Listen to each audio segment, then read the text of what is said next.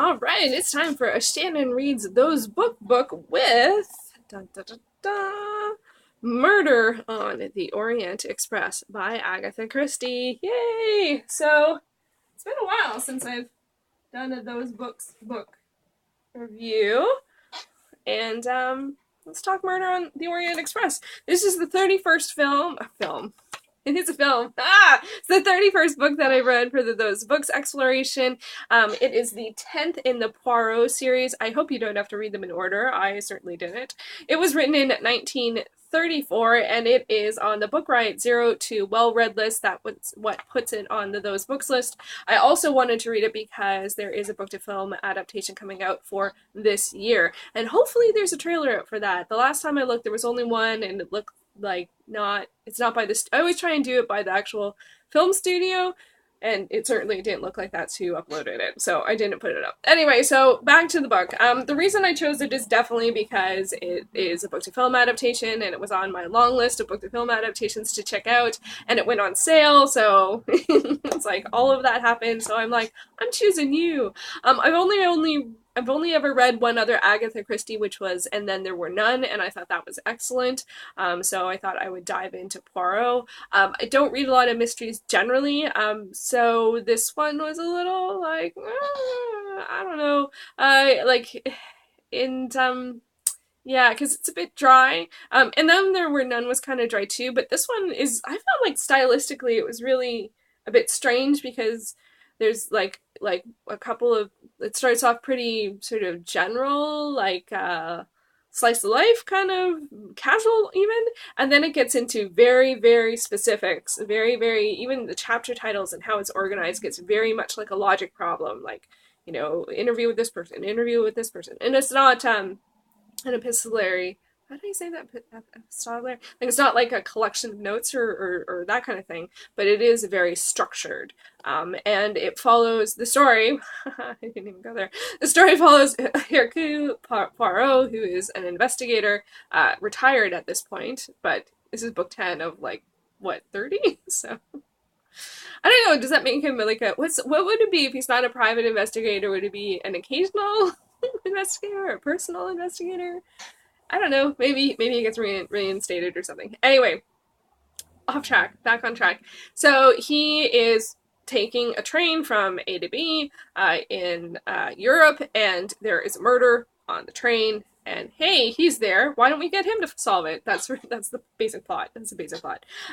So, and it's I found it hard to retain what was going on in this one a little bit. One, because of the format, very dry, interview with A, interview with B, and then he was interviewing people. He has one person that is a friend, so he's sort of investigating this a bit as a friend, and also curiosity, and then there's someone else on the train. I can't remember if it's a doctor, some kind of professional person, and so the three of them sort of investigate all these people, and they all have different theories, and Poirot keeps his opinions to himself mostly. He asks questions, and he can definitely tell that he gains favor with people to make them more comfortable, to open up more, or to say something more. So that was really interesting. But I had a hard time keeping the cast of characters apart, because it is quite an impressive cast of characters. There are a fair amount of people on the train, and they're often described in a way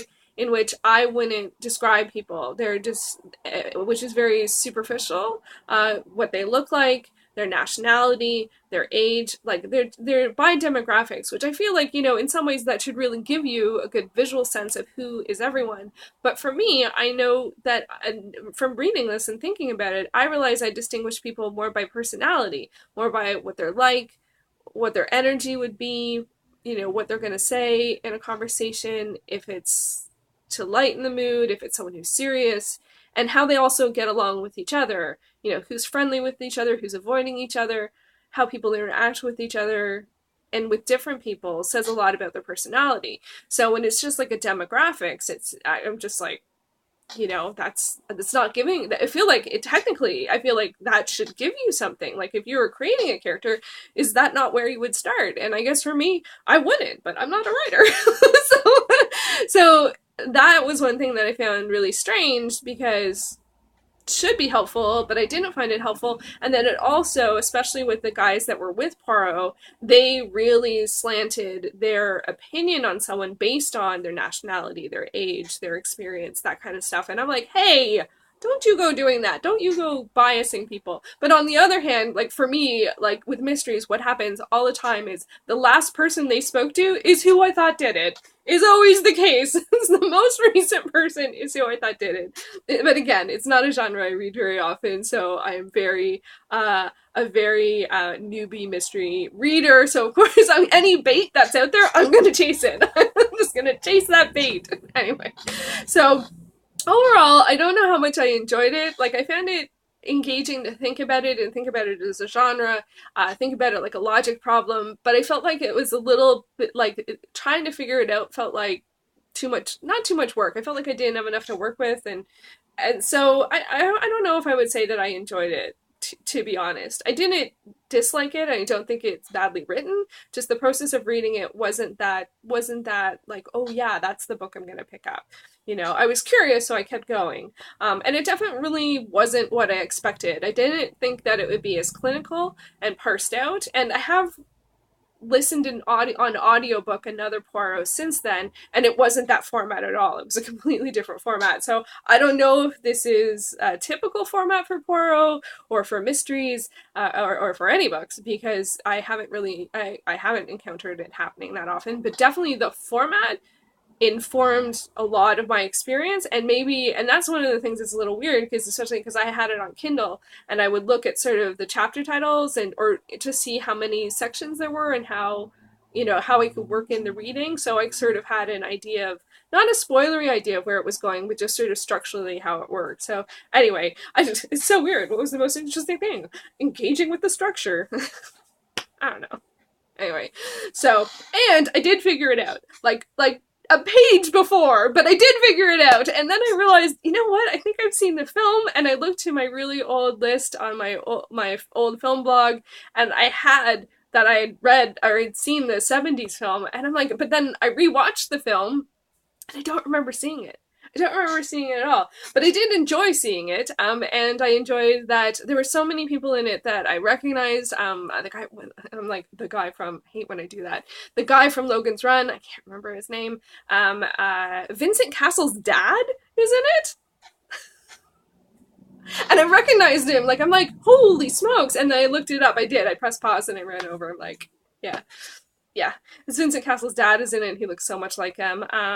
Poirot is played by Albert Finney, who I barely recognized as Poirot, and Sean Connery is in this. Vanessa Redgrave is in this. There's a lot of awesome women in this. So anyway, I did sort of enjoy watching the film, although it's a bit weird because it's a mystery, and I've realized that mysteries are not great choices for me to go from book to film, because you know the story. And how they were even telling the story, I was like, whoa, are we getting way ahead of ourselves? When I was watching the movie, I'm like, we're getting way ahead of ourselves. And I wonder how the new film is going to take the stories, if it's going to go with the same structure, not in terms of the investigative structure, but like with the plot, like go specifically the same, set it in the same timeline, or is it going to update it? I hope it updates it, because it would be more fun for me. That's really personal and silly. Anyway, I did enjoy watching the movie. I did enjoy it.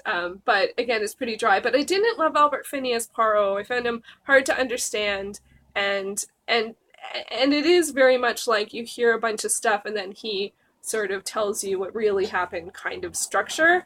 And I don't find that engaging, for me. Although it was different. I don't know. As I said, I think the biggest thing for me with this one is, like, I don't read a lot of mysteries, so I don't know if the things that are very normal and I'm just unfamiliar with them or not enjoying them or what. Wow, I guess that is how long it takes for the screensaver to go on. So, yeah, Murder on the Orient Express. I'm looking forward to checking out the new film. If you don't want to know who's in it, we'll say goodbye.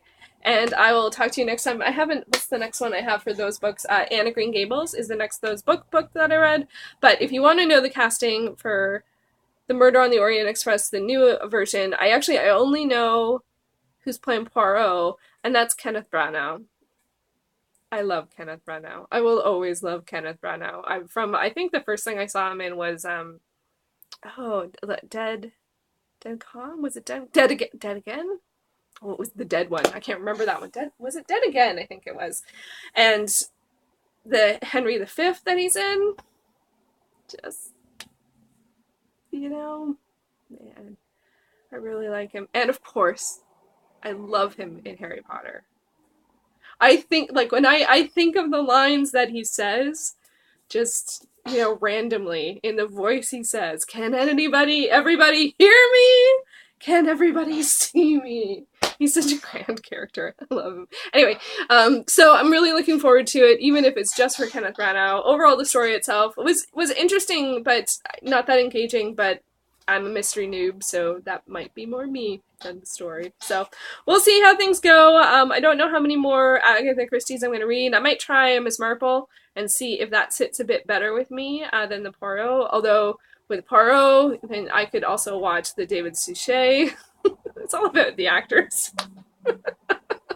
I'm so biased to who's playing the characters in the films. It's like, just read the book, Shannon. They're totally their own thing. So anyway, okay, I'm gonna wrap this up. Let me know, have you read Murder on the Orient Express? Have you seen the original 70s film, or are you looking forward to the new one? Let's chat. All right, thanks for watching.